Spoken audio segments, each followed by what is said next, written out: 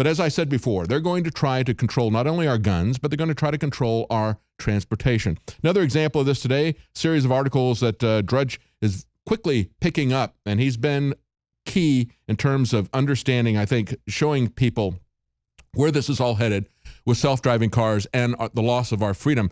How Mercedes plans to recapture its early lead in robocars. They say 3 decades ago, an experimental Mercedes van managed to steer, brake, and accelerate on its own.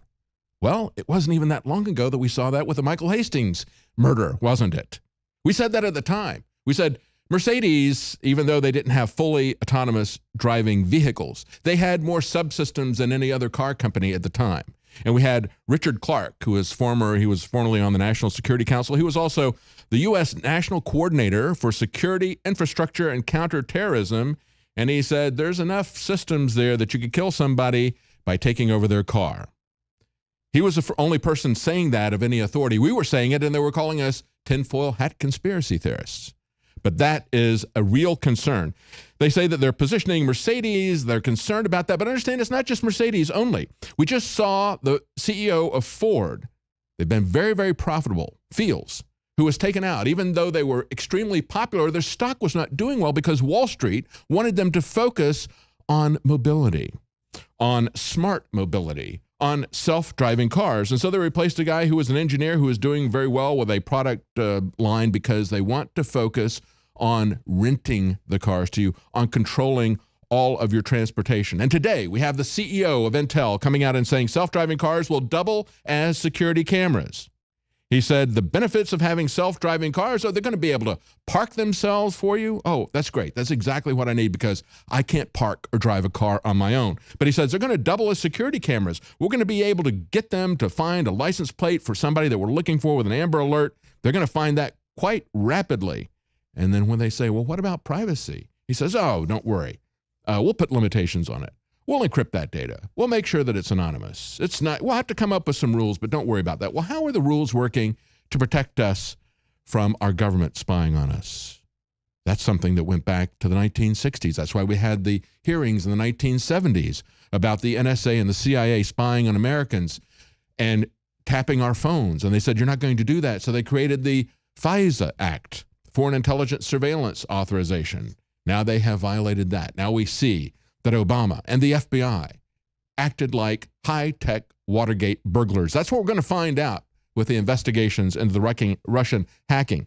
But they're going farther. They're looking at hardware updates for the human brain. This Orwellian story from Wall Street Journal cloaks itself in medical benefits. And of course, there would be medical benefits for some of these things. But as we look at this and we look at what the Department of Defense is doing, they always come out and say, well, we're going to help people with PTSD. We're going to be able to selectively remove bad memories, and we're going to put in good, happy memories. If people are concerned about a government that is too intrusive, we'll be able to take away those bad thoughts and put in nice, happy thoughts. That is the thing that we should be concerned about. And when you look at the language that the Wall Street Journal uses, brain-computer interface, it could turn us into programmable, debuggable machines. Because, you know, if you don't like what the government is doing, you need to be debugged.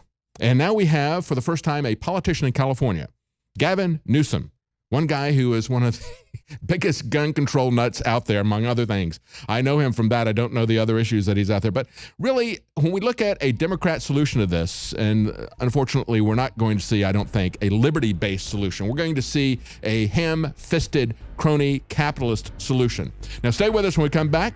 Millie Weaver has a Man on the Street report where she goes around talking to people about how CNN staged this fake anti-terror demonstration from some Muslim women in London. We'll be right back.